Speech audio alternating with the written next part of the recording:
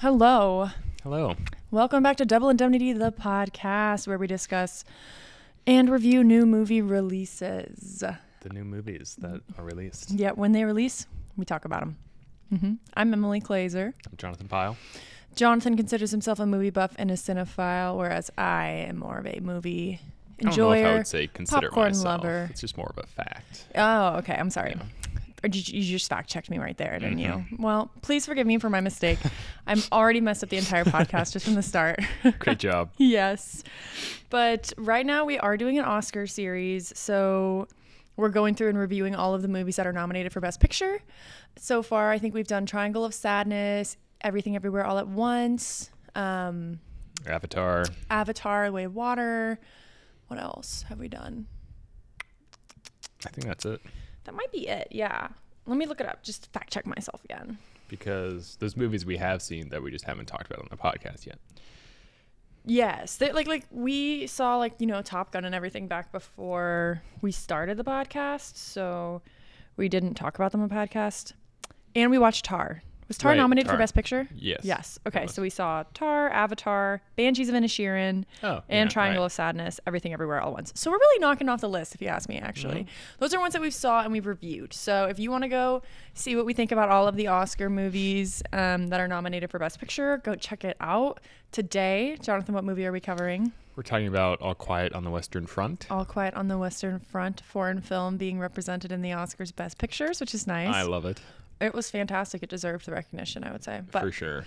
Before we get too deep into it, I do want everybody to be prepared that there are going to be lots of spoilers. We're going to walk through the entire movie in this podcast, so be prepared. If you don't want to be spoiled, come back later. Go watch it on your own and then come back later. Yeah. But and a final reminder is you can check out the podcast on YouTube if you want, or you can listen to it on any podcast platform. And if you want to give us your opinions on the movies we talk about before we talk about them, you can follow us on LetterBoxd at DI_podcast, where we post the next movie a week before we talk about it. So if anybody wants to comment, my sister commented because she's an angel and she really wants us to talk about Blonde, but I think we can do it after we finish the Oscar series. Okay. I do want to see Blonde just because I know it's really controversial, but part of me doesn't want to see it just because I know it's like all not true. Maybe I should do it with Carly because Carly knows all the old history, Hollywood history, and she could probably fact check the movie the whole time. She probably would be able to do that. Yeah, she knows literally everything about old Hollywood. But yeah, so maybe we could do that one day. It is more controversial, she said. Oh, she said it did a huge disservice to Marilyn Monroe. It painted her the exact way she never wanted to be seen. Oh, drama. Wow. See, I told you she'd fact check them. But yeah, that's not how about does this Marilyn movie. That's Monroe wanna something be that we seen? might get to do in the future, but We'll see. let's get back to this movie. Jonathan, do you want to intro All Quiet on the Western Front? Synopsis per IMDb. A young German soldier's terrifying experiences and distress on the Western Front during World War I. This is directed by Edward Berger. He is a German director. Hopefully he was German. He wouldn't understand any of the movie if he didn't speak German. I mean, I guess you don't have to be German to speak German. Yeah. But it probably helps if you come from somewhere they help. speak German. He's done a lot of TV series. He did Your Honor, which has Bryan Cranston in it. It's a new one. Never heard of it. He did The Terror, which is actually I watched the first season of that. Oh, wait, no, this is a totally different The Terror. Different mind.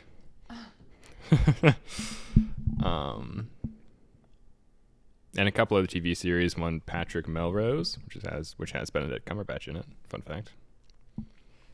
I have literally no idea what you're talking about. What else is new? Hey. I sometimes talk about things that you don't know what I'm talking about.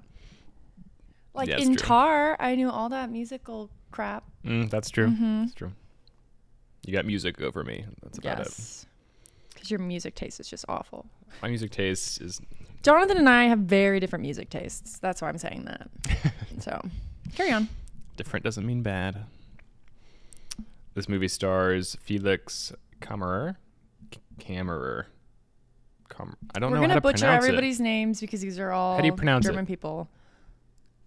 Kammerer? I don't know. Kammerer? I never studied German, so I couldn't tell you correct pronunciations. Just be prepared for us to butcher it. Is his and we apologize for that. his debut role? Oh, I love that though. Like I love it when in hard-hitting movies, like the actor's never done it before. And I talk about this all the time, but like it's so much more believable. Mm-hmm. You know, like in The Whale, I knew both of those actors, so it wasn't as believable. Like it felt like acting. But in this movie, like I didn't really recognize, at least Paul. I recognized some of the other actors, but Yeah. Paul was the main character, and I thought he was very well casted. Believable. He did a really good job. So got Daniel Bruhl, who has been in a bunch of things. Who did he play? He played the what was his name? Matthias. He's one of the generals that was trying to sign the armistice, and was negotiating with France, like in the train scenes. Yeah, he was one of the diplomats guys. Mm-hmm. Yeah, I have seen him in a lot. He's been in a lot. What else has he been in? You mentioned something. We were watching the movie, and I was like, yes, I remember that. Inglourious Bastards. Oh yeah. He's in Captain America: Civil War, Burnt, The Alienist, which is a very popular TV show, apparently. Never heard of that. Bunch of things. And also stars, oh my gosh, Albrecht Scooch. My pronunciation is just terrible. I don't know why you show it to me like I'm going to be able to say it any better than you can. He played Cat. Cat, yeah. He's like his good friend, Cat, yeah. Anyway, yes. Yeah, so it basically follows Paul and his like innocence going into the war, and then how he really learns like the truth behind war and what it really means. And there's a bunch of these other friends that he makes along the way. Cat was one of his friends. He was already in the war. He was already there when he started. Then they just decided to stick together. Yeah, but we'll get to that. Budget for this was $20 million, which is pretty low. They made good use of everything, I think. I mean, most of it was just dirt and like chicken wire on like pieces of plank. I guess it's called chicken wire. I just always call it barbed wire. Oh, no, I was confusing it with like a chicken coop. It's not chicken wire. Nobody's ever called it chicken wire. But thank you so much for agreeing with me on it. You really stood by my side there. No, it was called that. No, barbed wire. There was just a bunch of barbed wire with wood and dirt. And a ton of trenches. And the costumes too were probably not cheap to make. All the explosions and yeah. And box office is not available because it did not have a wide release. Wait, so it's like completely unavailable? I could not find it. I guess it was on Netflix. Wasn't it like put on Netflix initially? Because some movies don't come out on Netflix for like a little bit, but now the turnaround is crazy how fast it is. Do you remember back in the day? Back in the day, like it was that long ago. We're children right now. We're only like 22. I know. But back when you would like movies would come out in theaters, and then I feel like it would take forever for you to be able to order it like on Netflix and get it in the mailbox on DVD. I remember like running down to the mailbox to get the Netflix movies that we got, or like back when Redbox was a thing, and like Redboxes still exist. Maybe we should have a date night where we like check out a Redbox just for fun. But we really liked for a while going to the library and checking out movies at the library. So that's pretty fun too. But I mean, when you look at the new releases, they are not at all new releases in the new release section. It's a pretty long turnaround to get them there. Yeah, compared to what a new release is considered. Yeah, like I mean, anywhere else. Now movies come out on Netflix a couple weeks after they come out in theaters. COVID really changed that for sure. Because I think Glass Onion was a good example where it came out in theaters, but then it came out on Netflix very soon after it came out in theaters, like a month or two. And then the whole thing with HBO Max in 2020, or maybe that's 2021.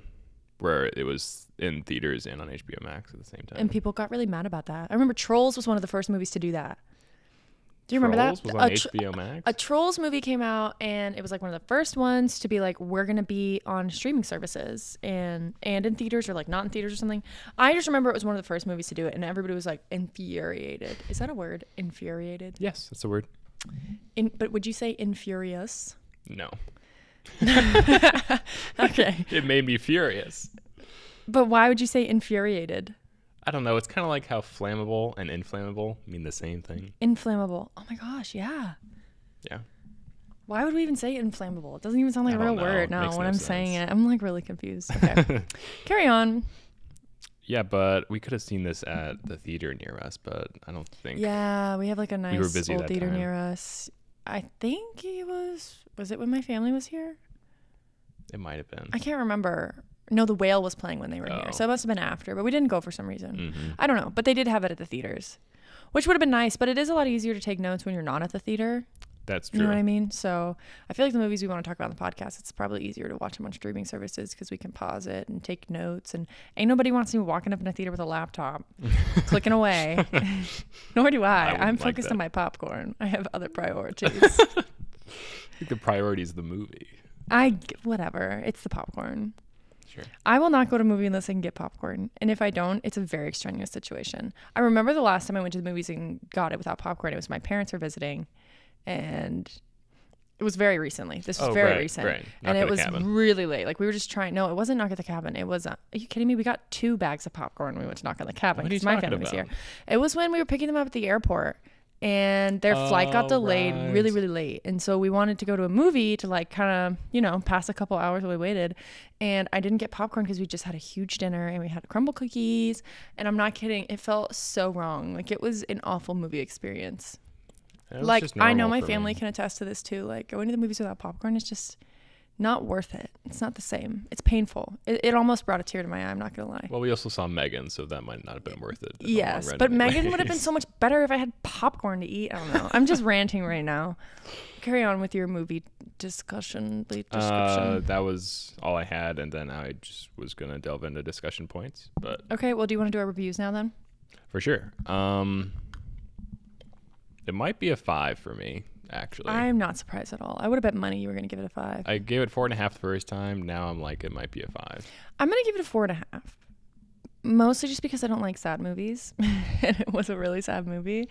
But I don't know. It's just not a 5-star for me. Like 5-star movies, I walk out and I'm like, whoa, like The Whale, 5-star movie. Yeah, so but it was. This movie was really good. It was well made and the story was very good, but it wasn't like, wow.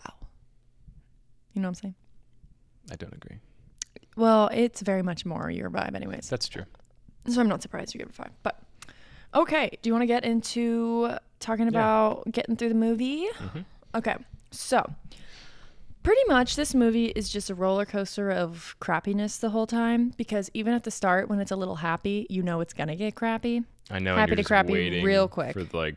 For them to realize like the inevitability of like what's to come. You knew what was going to happen, yeah. I've seen more movies before. Never been to war, but I've seen more movies. We've been to war. No, we haven't. We've never been to war. Do not say that. But so like it starts out with like this very cinematic opening shots of like calm nature, and there's like these sleeping baby foxes which were like really cute, but I didn't really understand the significance. I guess like the foxes were comparable to like the innocent young men who were like signing up to go to war. Okay, we're continuing to record. Okay, sorry, our computer just like whacked out.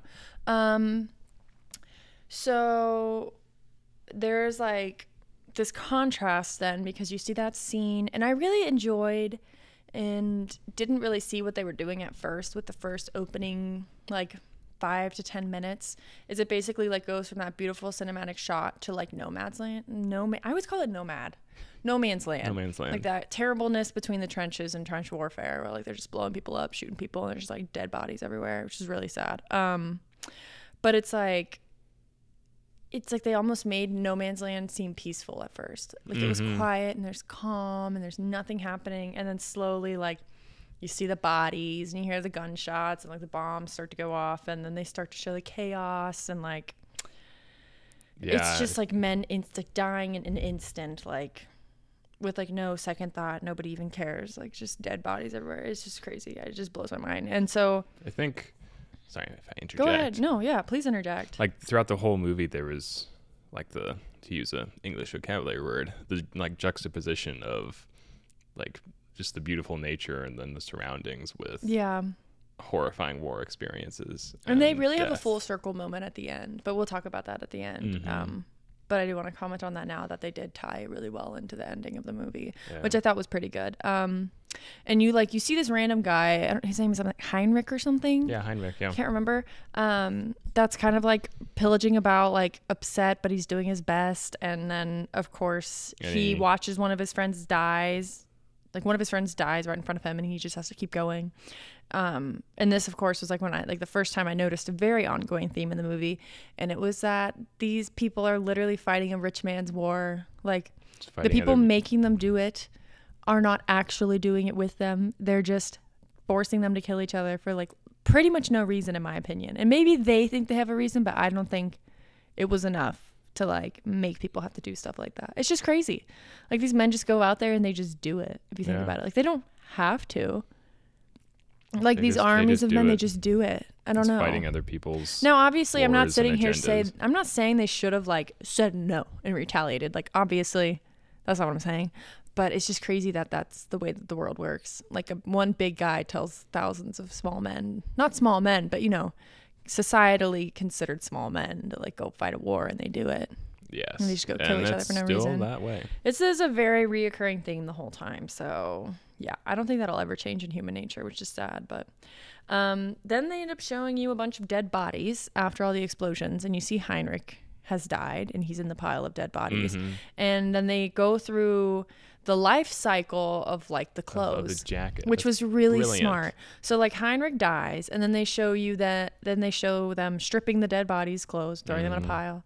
Then they bury the bodies, and then the clothes go to these women who are sewing uniforms, and they sew the clothes, they make them new again basically, and then they send it back out, and it's like shows the life cycle of like war through clothes. Like that's the one thing that continues, and that like soldiers are just like meat to just put out on the field, and once they're dead, then you just take the jacket back. They're pretty much recyclable. Like they're basically saying people are recyclable. It was so sad. Like it was awful. It was such a brilliant way to open the movie, though. It was so smart. Like whoever came up with that was genius. Like I didn't see it happening at first. I thought Heinrich was going to be the main character, and then it full circles later to Paul getting Heinrich's jacket.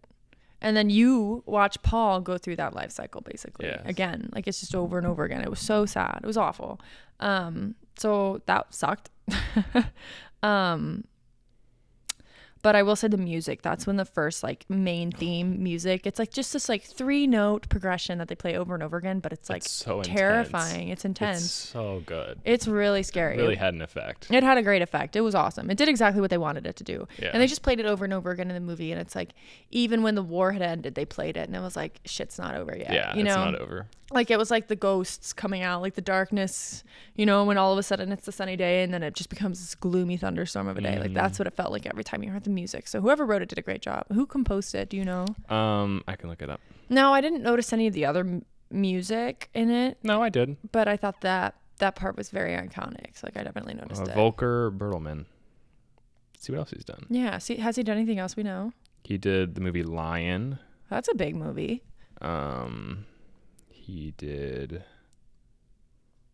what other movies would you know? Stowaway. The music in that is actually good. I don't know Stowaway. Well, it's probably good because he did it.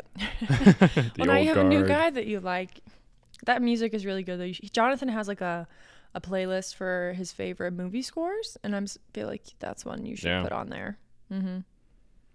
But then, so moving on with the story. So after this guy dies, you see the life cycle of the clothes.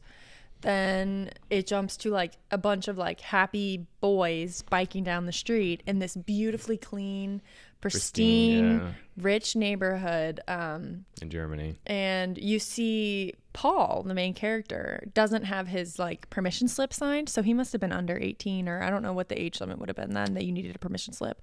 Yeah, I don't know. Maybe he just didn't have his parents sign it. Yeah, he didn't. His parents refused to. I think his mom didn't want him to go to war. And so his friends were like, just forge it, I'll sign it for you, like we're gonna go, like we're so excited. Like it was almost like a, you know, when you're a kid and you're going on a school field trip and you're like, I'll just forge your parents' signature, you know, which I of course never did. I never did that. I actually only ever forged my parents' signature once on a school assignment, and it was because I failed the national anthem test in like 2nd grade.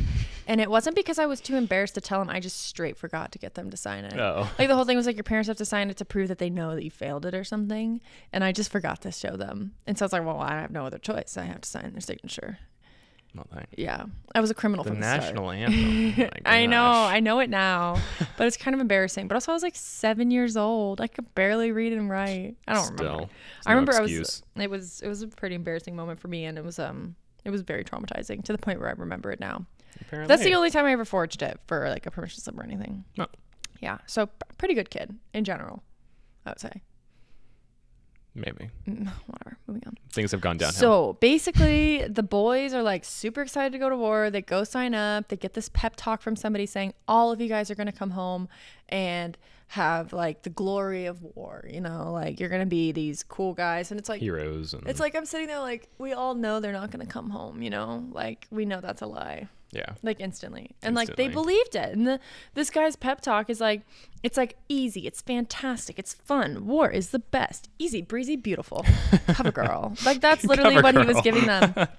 And the men like started cheering. Like the boys really had no idea what they're getting themselves into. It was so sad. And like we all know, you know, like any audience member watching knows like it's not going to be that. And I mean, at the time, if you think about it, like their exposure to war was completely propaganda. It's not like they had exactly Instagram or like now, you know, we have documentaries and like more accurate movies. Not even accurate. I mean, it's all still like Hollywood magic, making it seem probably not at all what war is really like. But like, I feel like we have today a better understanding of what war is compared to then. I mean, if you even think about it, like with the Vietnam War, they broadcasted it. So yeah, like exactly. people were literally watching the war on like national television. Whereas like back in the early 1900s, like that was not a thing. The only understanding they had of war was propaganda. Was what the government told them and obviously the government wants you to want to go to war, you know? I don't know. It was really sad. And I thought that was interesting. Like you can't blame them for not knowing, you know, not like at all. They didn't have the resources to know, and they didn't like, they just thought that that's what they should do for the betterment of their country. And they thought it would make them better men. And like, they probably were young guys who wanted to be like men, you know, and they thought that would make them a man. I just don't know what they were expecting, you know, like what did they think it would be like? I don't know. Pretty Pretty easy. Yeah. Kill a couple people and you're there. Yeah. You just go back to camp, Yeah. play cards or something. It was really hard to watch. Like you knew it was going to be bad. But yeah, so then Paul like gets up to the front and he's worried they're not going to accept his permission slip, but they did. And then they gave him Heinrich's uniform and you're like, ooh, there's a full circle. And he's like, this has a name on it. He's like, this is somebody else's. Yeah. And he takes the name tag off. It's like, no, this is yours now. Yeah. And then there's like 10 of the name tags just below him, like where he's throwing them. Yeah, because it's just like, I think the first time that maybe Paul could have even had an exposure to the fact that like those are dead people who had these uniforms and who don't anymore. Like a dead man used to wear that. I don't know. It's just so sad. But yeah, I thought that the opening scene was genius, and like they did a good job at showing the innocence of like the young boys like running off to war, getting so excited. But yeah, and I wrote it like the diluted idea that they had fed to them about what the war front was really going to be like. So once they join the war effort, they get driven into a bombed up city, and it's a really good contrast from like this pristine, beautiful city that they're from and that they're coming from, and then they're driven into this bombed up, like just completely destroyed like town, and they are like marching and bombs going off, and it's a very quick and rude awakening. Like the guys are stumbling about, they can barely walk, they have to put their gas masks on. And yes, and he forces Paul to put his gas mask on for like the next couple miles. Yeah, because Paul had tried to help his friend put his gas mask on before he did, and he got in trouble for that. Yeah, so then he had to wear his gas mask for like the rest of the day, basically. Yeah, which I mean, it did not look comfortable at all. It looked really bad. But yeah, then they like get to the trenches that they're going to be defending or whatever. And Paul and his friend Crop, I think his name was Crop, Crop, were on guard duty the first night. And Paul and Crop are like looking over the top across the trenches into no man's land, because they're like, ooh, what is this? Like, this is crazy. First time. Like, they almost thought it was fun still. And then Paul, I guess, like, I didn't know this, but like if you have your helmet like above the trenches, they can see the reflection off of it and they'll shoot at it. And so you have to like keep your head moving so that they can't see it. He fired his gun, so and they saw the muzzle flash, and like if they just see a light, then they assume person, and so they shot at it, and it ended up hitting his helmet, and he got like taken aback by it, and it was like the first like, holy shit, you could have just died right now. Like the guys were like, oh my god. And then the sergeant just walks by and like he's like, don't do that, and he walks away. Shoot and move, and that's it, move on. Like, which makes sense. It was crazy. Yeah, it was definitely a rude awakening. Yeah. So then the first night was really bad. There was bombs and guns, and his friend died, basically. The friend that he had tried to help with the gas mask.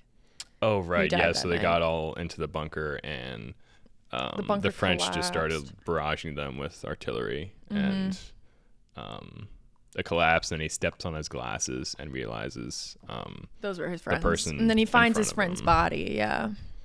It was really sad. Yeah, because it was like the next day he'd just been buried in like wood, and he like was in this shelter, or what did you call it? It's a bunker. A bunker that he was in, a bunker that like had collapsed on top of him. And he wakes up the next day. They are pulling wood beams off of him, and then a couple minutes later they're like, "You okay? Okay, go collect the dog tags off all the dead people." And so like he's doing it just casually, just fine, doesn't care. And then the first time he's like, "Oh my god," like is when he finds his friend's dead body, and then that's when it hits him like, "Oh my god, my friend just died." I just don't understand. I just didn't think they.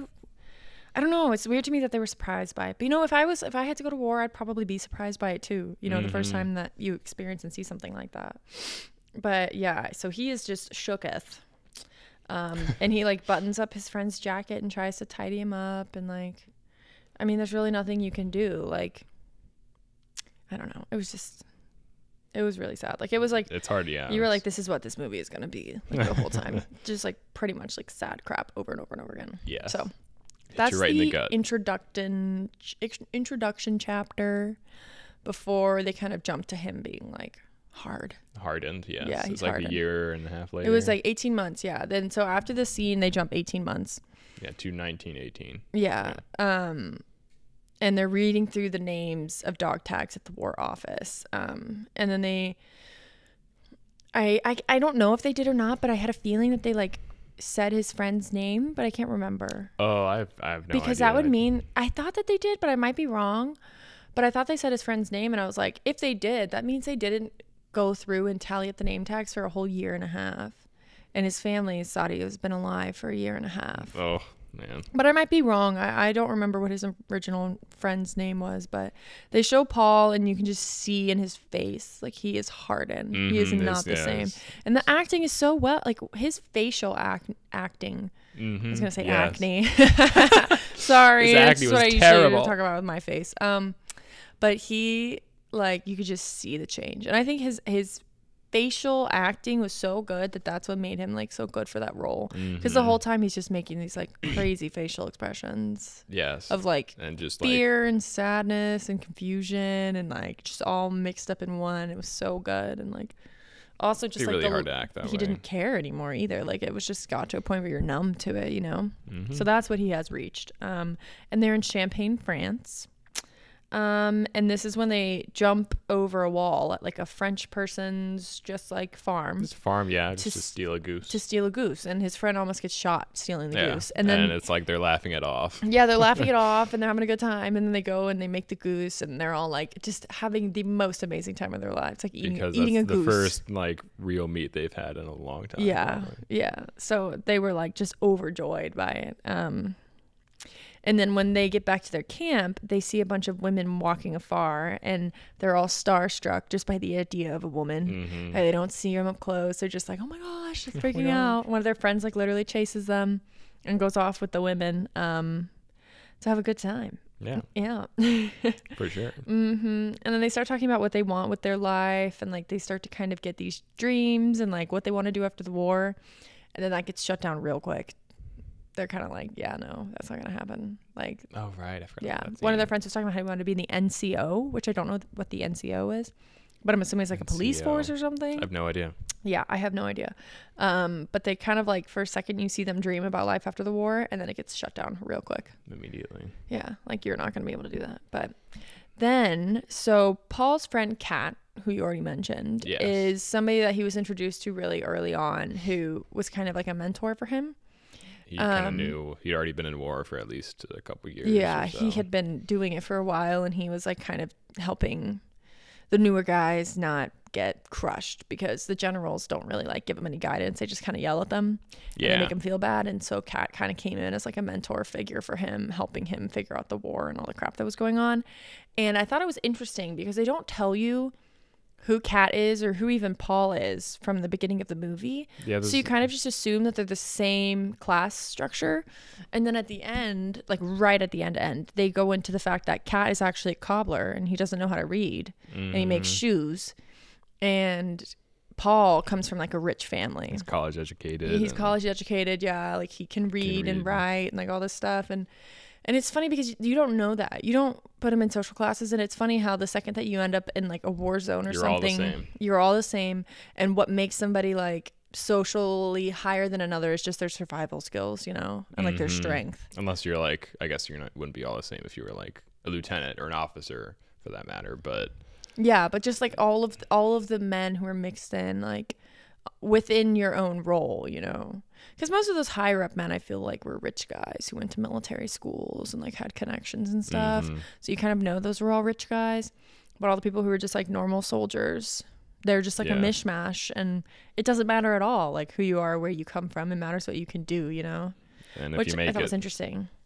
Yeah, but so then there's a scene with Paul and Kat where they're pooping in the woods. Like they have this special little shack set up where you go to poop. Outhouse. Just out in the house, yeah. Out in the woods. Yeah, a outhouse out in the woods. And they're literally just sitting there pooping next to each other. And I'm like, I guess I do that every day if you think about it. But there's just like a wall in between us that for some reason makes it more socially acceptable. But if I had to actually like poop in front of people casually. During war, I guess that kind of barrier just you don't care. Matter. You just got to get that poop out and get going. Got to get to the front line, man. I don't know. I remember watching like, oh my gosh, I couldn't. And also I will say the entire time they were sitting there pooping, supposedly, I didn't hear one poop plop. So I feel like they were just sitting there, booties out, and they didn't actually poop. It's so unrealistic. Maybe they were peeing. Who knows? I don't know. But they were sitting down. Why would they be sitting down to pee? I don't know. They were reading stuff. Yeah. So Kat's wife had just written him a letter, and he couldn't read it, so he had given it to Paul to read to him. At that time, you don't know that he can't read, though. You just kind of assume that he was too sad to read it himself or something. So yeah. And they just talk about how it's going to be really weird to have to go back to their old selves. And you find out that Kat has a kid who died. And it's just like a little bit of an emotional roller coaster when they go through the letter. Like happiness and then sadness and all that jazz. I like that scene. I thought it was a good scene too. It was well done. And it definitely shows bonding between Paul and Kat. That like they are at a point where they like would read each other's letters to them from their families. I don't think Paul got a letter, did he? No. Paul? No, he didn't. Okay. He never got a letter in the movie, no. But that night you find out there's supposed to be another company that was supposed to arrive at their camp, and then they didn't. And this is like kind of the first hint in the movie that like the Germans are kind of on their downfall in the war. Like they're starting to lose, that like the companies aren't showing up and there aren't really that many people there. And I do think this is a good movie because at least being American, growing up, I never saw a lot of movies, nor did I ever learn much about the German side of the world, like of World War I. So like I don't really know what it's like, and I appreciated that it kind of humanized it and it showed you just like the normal everyday men of the war, you know? Yeah, there's just men fighting, like they were fighting someone else's war. Yeah, like they were just normal people. That's always how it is. And I thought I've never really seen a movie where they show it from the German perspective, so I really liked that. I thought that was really, really well done. So this movie is where's my fun fact? So this is based on a book. I didn't know it was based on a book. Is it a true story or is it just based on a book? It is written by Erich Maria Remarque, inspired by his own experiences as a German soldier in World War I, notable for its realistic depiction of the horrors of battle. Well, that's cool. It was written by somebody who really experienced it. Because at this point, there aren't a lot of people still alive from World War I. No. People who fought in World War I mean, they'd have to be like 120. You know what I mean? And this is the third rendition of this story. So the first was a movie, All Quiet on the Western Front, in 1930, which won Best Picture. Fun fact. Wait, there was an American movie made after it before with the same name? Yeah. I don't know. That won Best I don't know Picture? if it's American. Wait, imagine if the same story wins Best Picture 2 times. That'd be really cool. That's so cool. The story was that good. I really want it to. It won't, but It won't. But it might win for foreign film, though. yeah, it depends on what it wins in other categories, but it probably will. If there wasn't such like stiff competition this year, they would win for sure. You're right. Very well made. And there was a lesser-known version by Delbert Mann, All Quiet on the Western Front. This movie is the most expensive German film in the history of Netflix, which makes sense. Really? And then also fun fact, so the Germans, like Germany as a whole, banned this book for a long time, All Quiet on the Western Front. Why? I'm not really sure why, but I know it was part of, the burning of the books with Hitler. This was one of the books that was, of course, they burned all the books. Because it showed war in like a bad light or something? Like it doesn't help with their propaganda or something? Mm-hmm. Oh. And it was banned for a long time. Oh my gosh, I didn't know that. This was a banned book. Yeah. Wow. That's kind of cool. I didn't know that. Now I feel kind of scandalous. Didn't read the book or anything, but I watched the movie. I want to watch the old movie now. Yeah, I didn't even know there was another movie. Mm-hmm. That's kind of cool. And it won for Best Picture? What year did it win? I guess that would have been 1931. Oh, they made this in the 30s? Yeah, I said, 1930. Oh, wow. Yeah, it's black and white. I did not hear you say that part. That's so cool. Yeah, and then we should totally watch it. Yeah. Wow, that's awesome. I wonder where you can watch it. HBO sometimes has those older Probably movies. on the Criterion channel, but I don't have access to that anymore. My subscription ended. I was back in like last August. I didn't even know that was a place you could watch things. I've told you this so many times. Well, you're going to have to keep telling me because I'm not going to remember. Let's see where I can watch it. Okay. So next in the story, the bros, just being bros, are out like searching for people for some reason. I never really understand what this was, but they were looking for people. I guess just like deserters or something. Or what scene was this, in the trenches? They were like near the train station and everything, and there was a blown up man in a tree, and they're just like, crazy. And they must just have keep been there walking for a by. while. Yeah. You see his like carcass just like on the tree. And then his friend Crop finds like a advertisement of a woman and like a man, and he just has a little bit of a French conversation with her. Yes. Her like picture, because you can tell he's like a gentleman, you know. He didn't like chase after the girls and stuff. He just like admired the women for their beauty from afar and their existence, I guess. And you could tell he really missed women. Like he really hadn't seen a woman in a very long time. And so he asks her, he's like, "Do you want to come with me?" And he was like, "Okay." And so he like cut her picture out and took the ad with him. Yeah. And like he ends up hanging up later, and it like does a full circle moment with that advertisement. But I thought it was really cute. And very sweet. And then they find the room with all the bodies. Yes, right? There's a room. Gas victims. Yeah, full of like a bunch of young, I guess, soldiers, like newer soldiers, and they all had died because they took off their gas masks too early. Oh, sorry. Yeah, that was so sad. And then one of the men says, "Soon Germany will be empty." Oh, I didn't catch that. Yeah, it was really sad because like they're just dying in troves. It's just like, imagine being one of the unlucky guys who are in the regiment that they tell you to take your masks off too early. Yeah, that's just unlucky. That's pretty much what it boils down to. It's literally awful. Yeah, it's straight up just luck. So at this point, they start showing the contrast between the diplomats and the soldiers. So like it's jumping between like fancy diplomats and generals eating fancy food, and then the soldiers like basically just dying. And this is when they introduce Matthias. Is that how you say it? Yes. Matthias. On the train. He's like a diplomat. He's got glasses. He's on a train to somewhere you don't know where. But all you know is he's a fancy guy because he's got his own bed and like bathroom and fancy clothes and everything. And they show the train kind of like jolts, and he pees on his shoe a little bit, and he freaks out about it. And he's like, and like annoyed. And it's funny because like the men on the battlefront, like a little bit of pee on your shoe, who cares? Like it's not even, nobody cares. And it showed you like the differences between their lives and annoyances and the contrast. Throughout the whole movie was It was very really well done. Like, it's really smart that they thought of that. Oh, he pees a little on his shoe.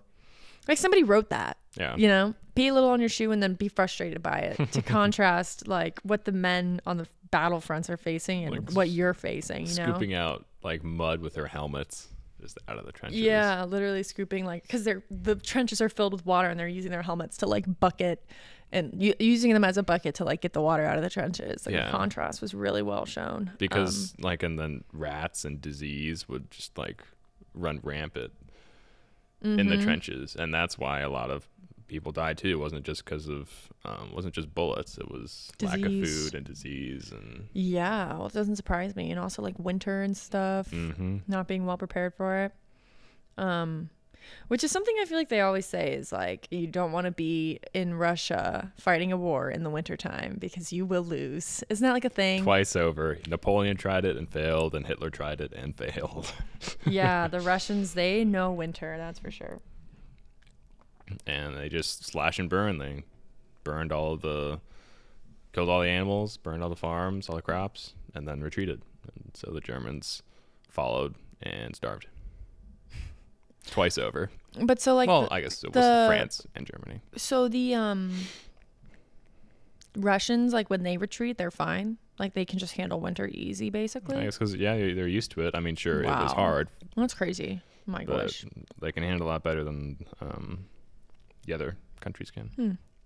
Well, at this point, then they introduced General Friedrich, and he is another military guy. He's not on the train. He's like in his castle somewhere, kind of on the battlefront in a sense, but not really. And he's just yelling about how he will never surrender, and he just wants to send more men off to die. And one of the regiments that gets called by his order is Paul's. To go to getting called to go fight and do the things, just because this man just is like angry, like he's just aggressive, he just wants to fight. And it comes to a full circle moment with that later on in the movie too. Lots of full circle in this movie. It was cool because this was when they first show the contrast of like the first time Paul went to war and he was getting bussed out there, and it was bright, like the color was bright. In the color The color editing was very bright. Color grading. The color grading was very bright, and the men were cheering and laughing. And then this time, when they're bussing him off to war, it's silent. Yes. And it's gray, and it's sad. It's all quiet. It's all quiet, baby. All quiet. So it's like dark and dull, and no one is talking. And then you cut back to the diplomats, who are like on their fancy train, eating their fancy breakfast foods. And then it cuts to the men waiting in the trenches. Like, they really did a good job, like, going back and forth between the two different lifestyles and the two different experiences at this time. And then this is when Kropp, like, hangs up his advertisement of that woman he found, and he gives her a kiss, and he says, "I'll see you later," or "I'll be back soon," or something. It was really sad. Like, almost like it was like his woman, you know? Yes. Because most men like had a picture of their family, and yeah. I don't think he had any like lady callers or anything back home. So he just had that woman kind of giving him hope to come back to women as a whole. Come back to the real world. And yeah. It was sweet. And then so this is when you find out where the guys on the train are going. Do you have anything you want to say? I'm ranting off. Sure. Yes, I do. So the crew and the director, they used a military area and an airfield north of Prague to film the battlefield, just like a huge mud field the size of 10 football fields. It was just a big field of mud? Yeah. One of the trenches locations took up a space that was 1 kilometer long and 600 meters wide. It must have been so hard to film there, just like pillaging through mud all the time. Yeah, it's a lot of preparation to dig all that, and they basically made trenches. That's crazy. The set design was really good too. Yes, and the makeup and costumes for sure. Yeah, I mean, they just put a bunch of mud on their faces all the time. And then it would the mud would dry, and it would look realistic as to how mud would dry. And then it stayed that way, like it was consistent. Like they didn't fuck it up by like, oh, the mud dried, but we're gonna still shoot this scene again like it was fresh mud. They always had it on point. Like there was somebody there making sure it was always good. It's basically like a clay mask. It's probably great for his pores. Oh, yes. Mm-hmm. Just a relaxing spa life. It's relaxing Just need spa some life, cucumbers sitting on there your with his eyes. face in the mud. Cucumbers on your eyes, yeah. Another fun fact, Felix Kammer, the person playing Paul, to fit his body to the role, had to put on a 10-kilogram vest and ran 10 kilometers with it every day for months to prepare. To lose weight? To just prepare for the role physically. Oh, yeah. It was very physically trying. I can't even imagine. Gosh, a 10K every day is like really hard on your body. That's 6 miles a day. Because you're carrying, like in war, you're carrying all this stuff with you. There's no, I'll just set this down here, get it later. You know what I mean? Yeah, you have to be in great shape, and you also have absolutely no food and no sleep, and I just can't try to have a lack of moral compass. Yeah, and you're also watching people die in front of you, and you are killing people. God, I can't even imagine. Like, it's just so brutal. Yeah. And then the scene with I think you're still getting to this, but with the tanks and flamethrowers. Yeah, we're not there yet, but we'll get there. Right. Yeah, we'll get there. Okay.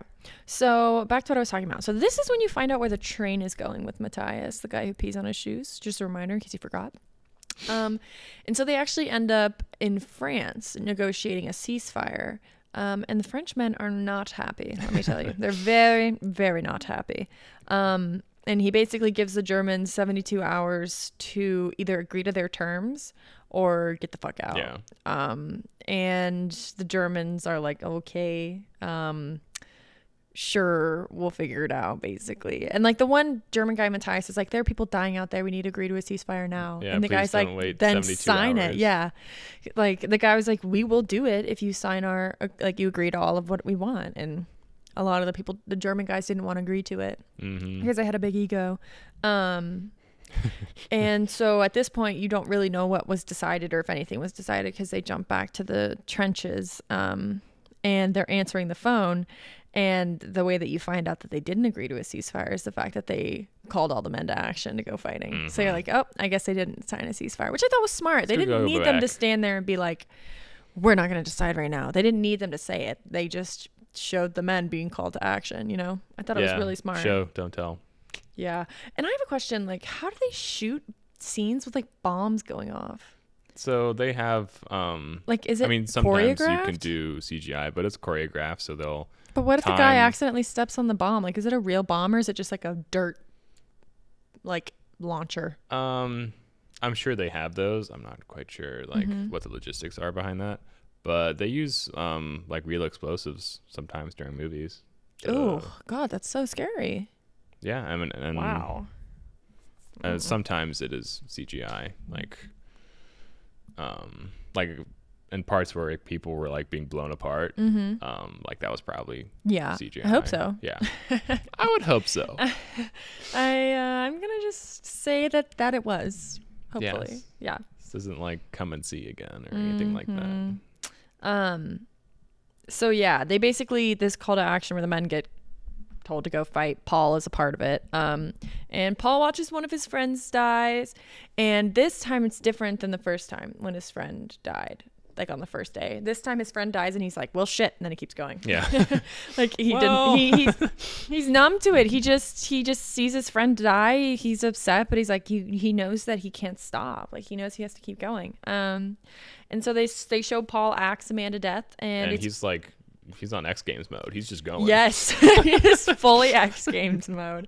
But it's just so sad because it's like he fucking kills this guy with an axe he doesn't even know, and like he does all this hand-to-hand combat looking people in the face, and it's like, you know, on a normal day if he saw this guy he wouldn't kill him. He'd just walk by him on the street, but just because this is their circumstance and they're wearing those certain uniforms they have to kill him. Yep.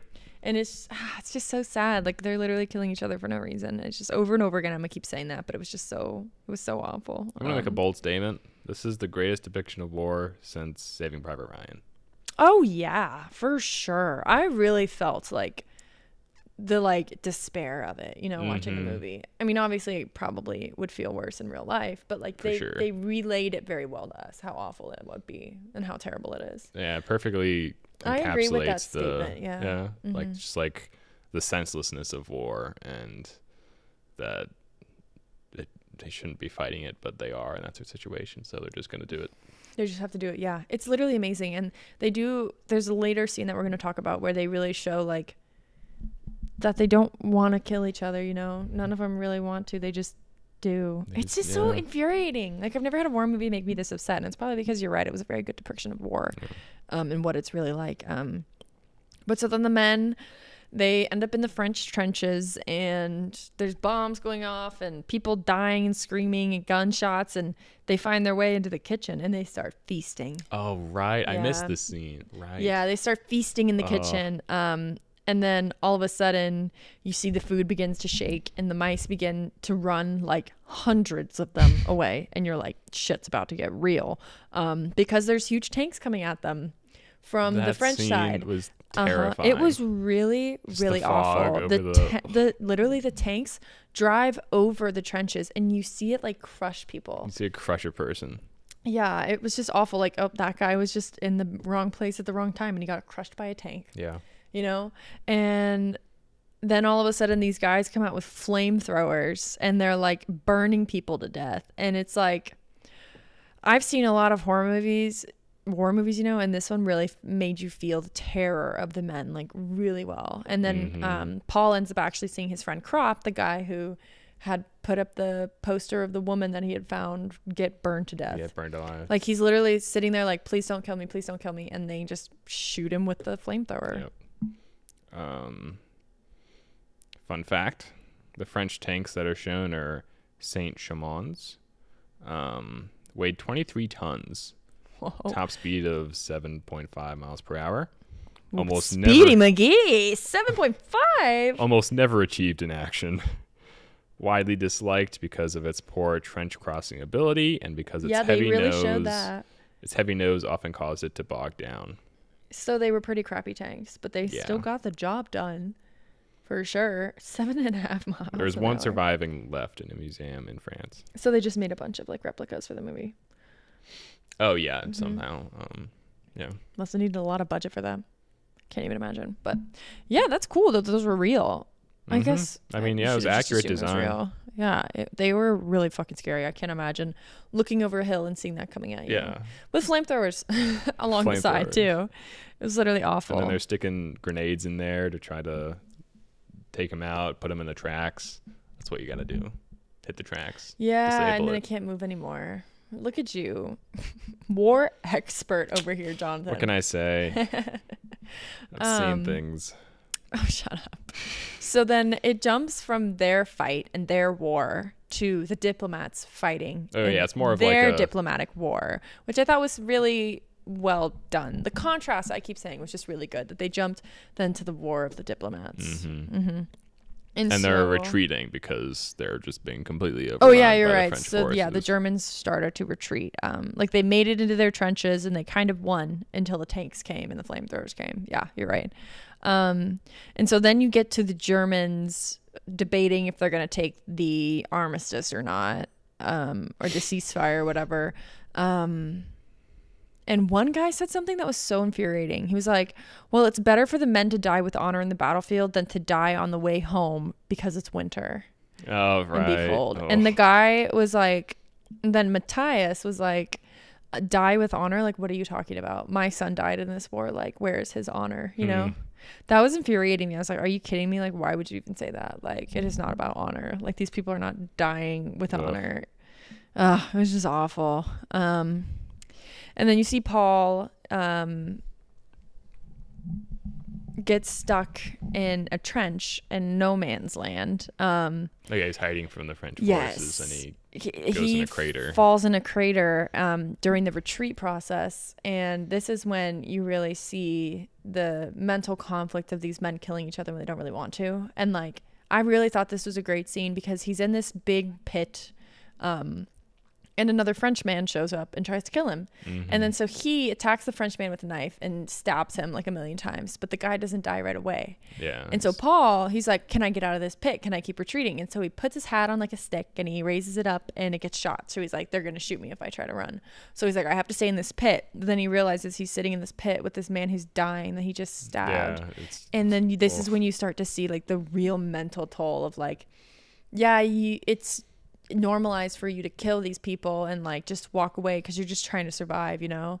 But then when you have to actually sit there and watch this person that you killed die, like that's, and then he tries to help him and like save him and keep him from dying, and like it was a heartbreaking scene. It was very heartbreaking. And then he sees like the man had a picture in his pocket of his wife and kid, and he's like, I wonder, like, in that time, if he was thinking, like, why I wish he had just killed me, you know?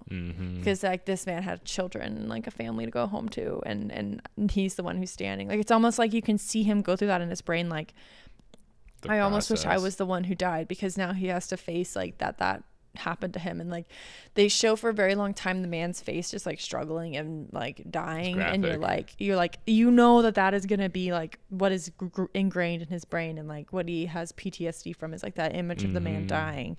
And they, like, keep it there so long that you can almost, like, experience what that would be like, having to see that on repeat in your head over and over again as, like, PTSD. There's another scene like that at the end of the movie, too. Yeah, that was a really good scene. Yeah. Well said. Oh my gosh, thank you. I appreciate that. I thought that was one of the best scenes in the movie. Me too. It really humanized the two sides, and, you know, I don't know. It was just really sad. I never really thought about war in that way.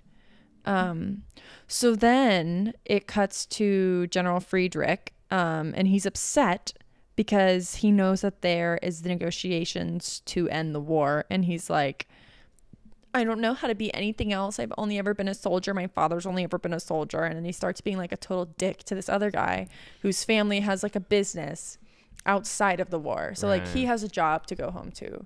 Whereas like this Friedrich, like evil general, like his job is a general. He can't be anything but a general. What do you do with a general? What's that from? It's from Who's No Longer a General. My family would know. It's from White Christmas. Oh, right. Yeah. Right. That movie. But that's basically what he's going through right there, is that song from White Christmas. What do you do with a general who's no longer a general? Like, you can't do anything else. You know, you're useless. But you can tell, like, he's internally struggling with the fact that, like, his entire identity is, like, revolves around being at war. And what is he going to do now? Yeah. So he just wants to drag it out. He was the one that was the Kaiser, right? He was the Kaiser. Kaiser? Yeah, he was like... That was his title, right? I don't remember. He was a general. I think it was Kaiser. He's the one. When I looked it up, his name is General Friedrich. Mustache. He had a mustache. Yeah. Okay. Why am I going like this? If you're watching on YouTube, I'm like making the weirdest like hand motion to signify a mustache. I don't know what that was. Yeah.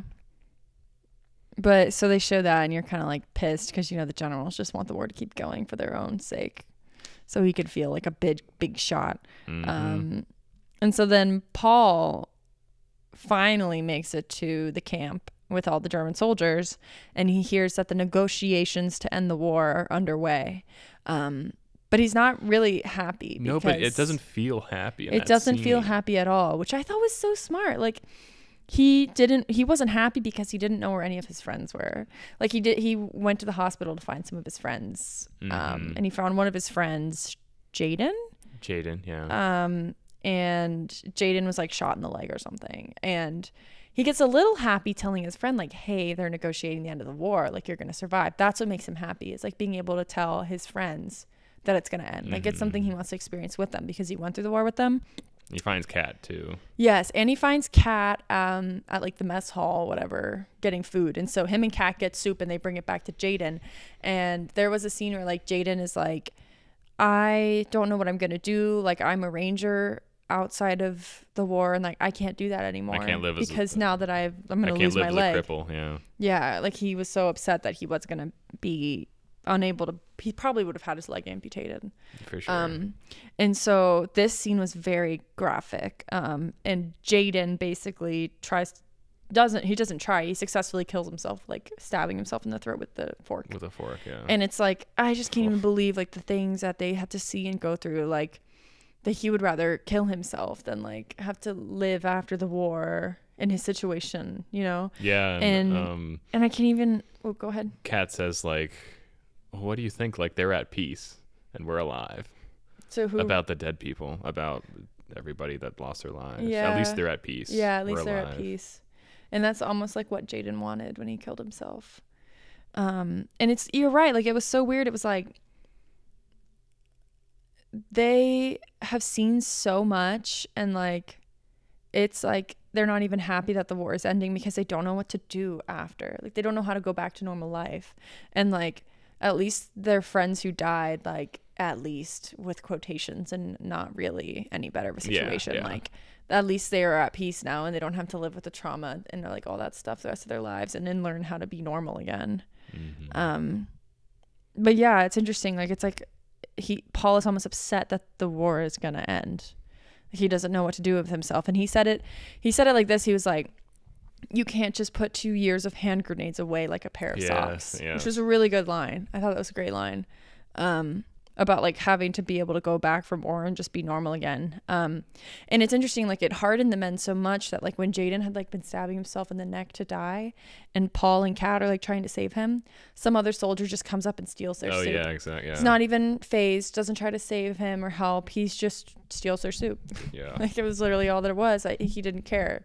And it's like, that guy's not a bad guy. He's at a point where like he can't even fathom, like he just doesn't care anymore. Like he's so numb, and he's like, well, this is an opportunity to get a meal, you know? You're right. Like there was no happiness in the war ending. It was just like haunting, that whole scene. Yep. And so this is when they cut back to the French generals meeting with the German generals for the armistice. And they start the scene. This was so smart. Whoever writes this kind of stuff is so smart. One of the French generals, when they're waiting for the German guys to show up, is like bites a croissant. Yeah. And then he calls over the steward and is like, does this taste fresh to you? And the steward like tries it and he's like, no, it doesn't. I'm sorry. And it's like, are you kidding me? That's what you're thinking about right now? The croissants aren't fresh. Like, it was just so infuriating. Like, it was so smart. Like showing all the little annoyances for the rich guys who have to sit there and negotiate an armistice.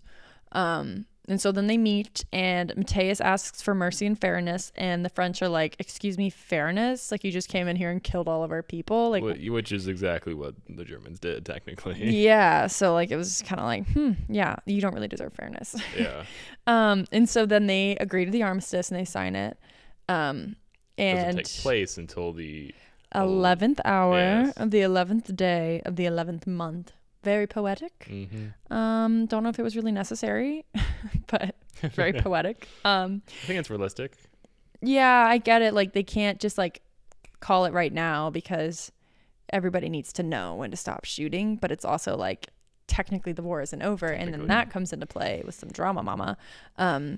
So this is announced, and evil General Frederick is not happy with it.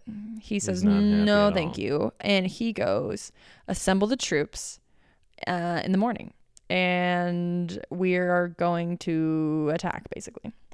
And so you figure that out and you're like, well, damn, that sucks. Yeah, gotta go back. And none of the soldiers know this, so like the soldiers are like celebrating, like, oh, there's gonna be an armistice, that means the war is over, like we don't have to fight anymore. And so Paul and Kat, at this point, this is when you find out that Kat is like a shoemaker and Paul is a rich boy, and like that's when already those social class restrictions and separations are already coming into play, just because they know the war is going to end, you know, because Paul was like, we need to do something together after the war is over, and Kat was like, no, we can't, like we're different people, we can't be friends anymore. It was really sad. We're not cut for the same cloth. Yeah, we're not cut from the same cloth. And so this part kind of infuriated me and gave me unnecessary anxiety. But these two men, Paul and Kat, are like, okay, we're going to go back to that place we stole a goose from, and we're going to steal some more breakfast to celebrate the end of the war. So Paul jumps the fence and he steals some eggs, and he ends up getting caught by the little boy at the farmhouse who sees him. And so they get away.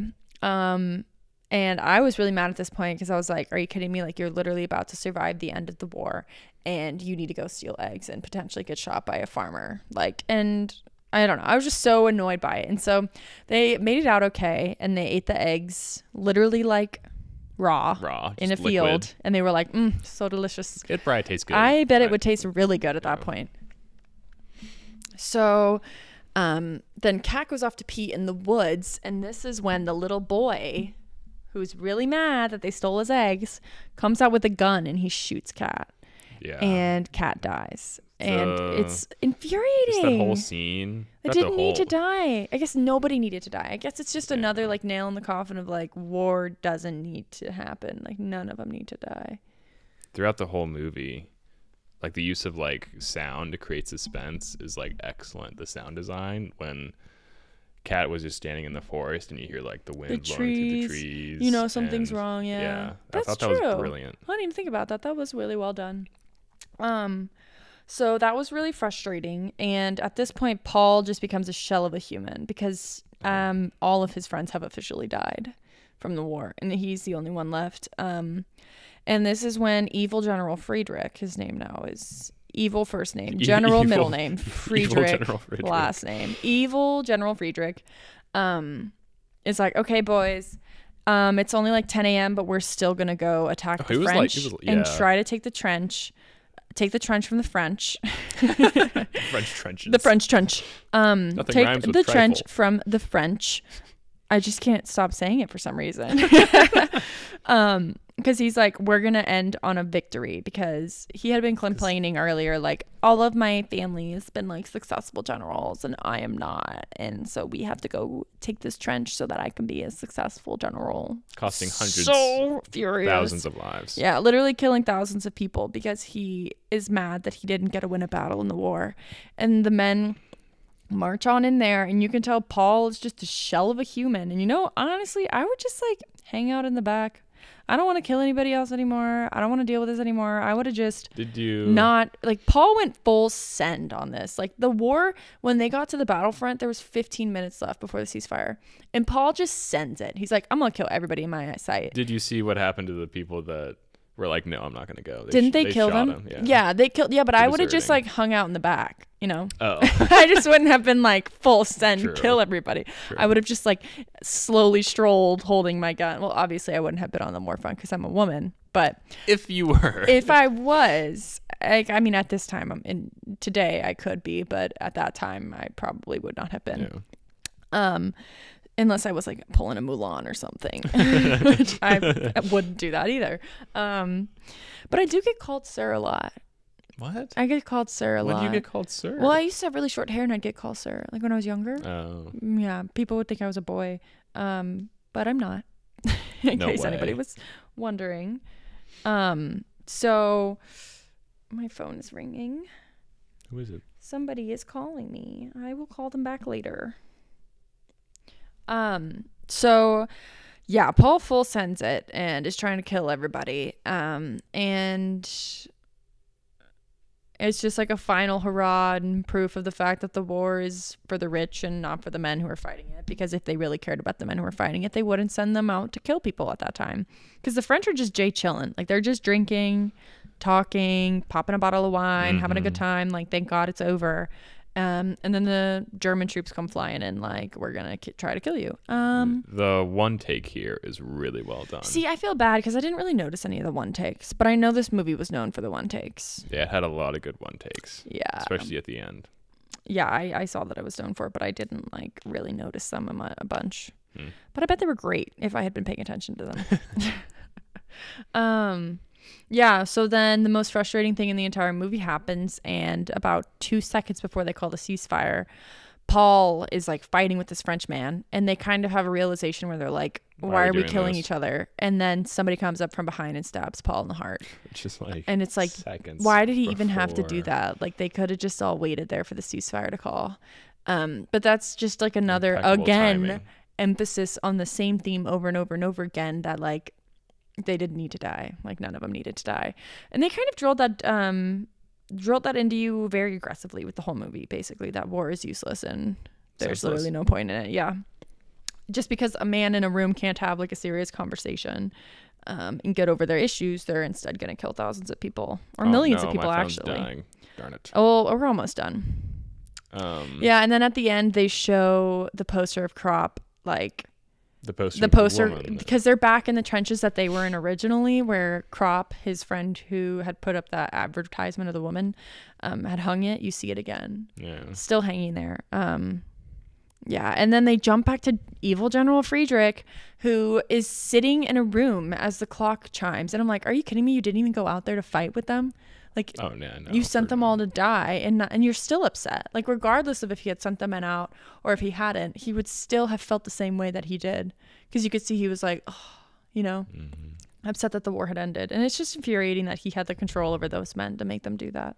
Like, he was the only one who called that shot. Somebody could have just shot him dead and then they'd be done. You know what I mean?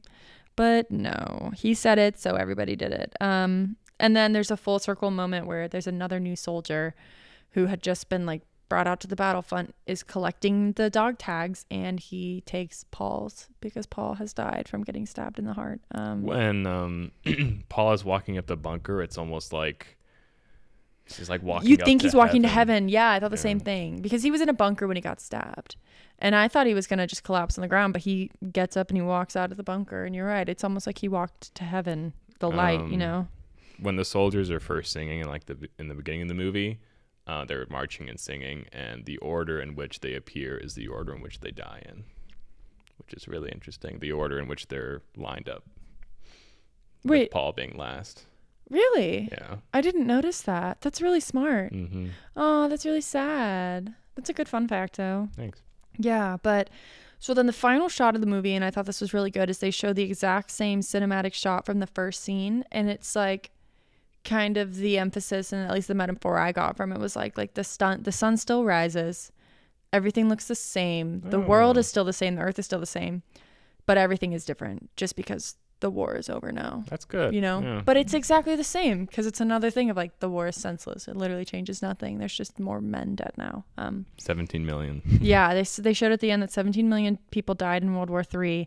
World War III. Oh, no. If World War III happens, no, a thank lot you. more die. Let's not have that happen, everybody. Yeah, 17 million people died in World War I. 3 million people died in the trench warfare that was going on in France. And they literally said that like those trenches, like they made no ground. There was literally no gains over the years of the war. Like just 3 million people died for no reason, to like make no changes. So yeah, that's all that I have written down for the movie. A lot written down. It was an emotional roller coaster, but it was really good. And I recommend anybody watch it, because it really gives you like a great differing opinion and viewpoint of war that normal cinema doesn't give you. Like right now you still kind of get that like glorified, almost propaganda-esque, like it's fun, you meet all your buddies, like you have a good time. In reality, they were more just like friends because they needed each other to survive, like the emotional support of like having somebody else there to fight for and fight for you. But yeah, great movie. 4.5 out of 5. Yeah, this is a lot like fantastic. It's a lot like Come and See. It's a Russian war movie from 1985 that is pretty much a horror movie just in war, and it's in World War II, but it's a lot similar. Yeah. Whew. Well, what movie are we gonna talk about next time? Should we do The Fabelmans? Yes, what was nominated again? I don't remember. We need to watch Fabelmans and Women Talking. Those are the only ones left that we haven't already seen. Yes. Let me see. I'm gonna pull it up.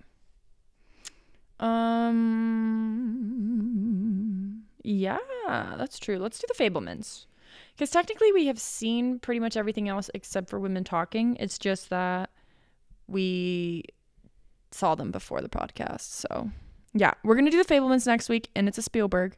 My sister used to be a huge Spielberg fan, so I wonder if she already watched this. But she did. Oh, she did? Oh, yeah, because you follow her on LetterBoxd. That's funny. Okay, we're going to do The Fabelmans next week, y'all, so we will see you then. Adios. Bye.